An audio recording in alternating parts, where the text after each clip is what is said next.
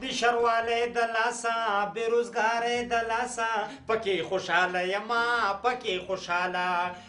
خوشاله یما پکې خوشاله ولکه پشمګولا څه شوې زر راشه کنه چې کلمې نور د لوګي وخدي او پیره چه راوړه چه او راغله مدیر صاحب راځه پشمګولا راځه مدیر استاد پاچاینه دوره د سلوارې توبې وباسه مدیر صاحب دا ګرم چای مې درته راوړو پشمګولا مننه ګوره پشمګولا مبارکي دې مرانه کړه ښه مدیر صاحب د چی شي مبارکي راځوي د شوی دا کمبل چیرته دی واده کړی یاره پشمګولا سخت ساده لیونی د چی شي مبارکي دې راکړه مبارکي دې راکړه چې نوې کاټور مې راغوښتی دی هغه هم د بل هېواد نه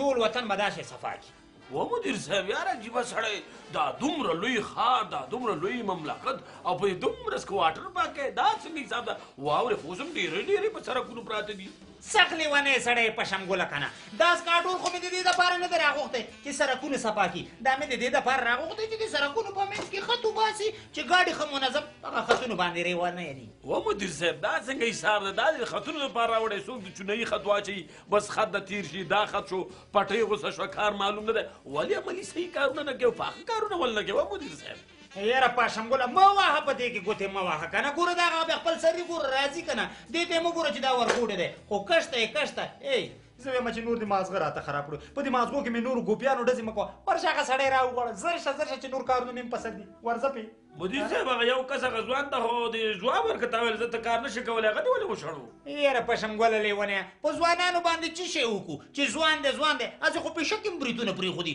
نو هغه ځوان شو نو ټوله ورځ په منګک پسې منډې وایي زه ورځه لیونیه مازغه دې راته خراب کړه عجیبه خبرې دي هر شی د ټوکو داس کوارټور وګوره د دې وطن صفایي پاکي وګوره سپین ږیري خلک نور په ښاروالۍ کې دي ځوانان شړي سپین ږیري کار کوی شي ورځه کنه مغز باندې دې ولې راته درد کوو پشمګوله زر شه کنه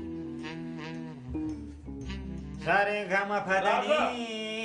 پدنی سی مدیر صاحب باتور ګل مې راوړو دغه باتور دا څنګه باتور دی وروره مامور صاحب سلام ورسېږي وعلیکم سلام کېنه دا وایي ما په ځوانۍ کې ډېرې تورې کړي خلک راته باتور وایي مدیر صاحب دا وایي ما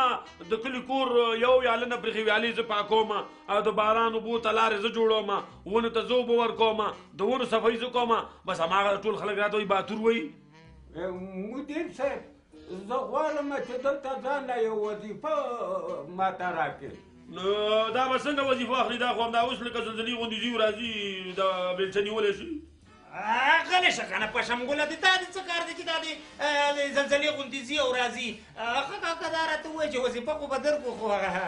پوهېږو خو خپله مدیر صاحب زه په دغه خبره کې پوه نه شوم پاشمګوله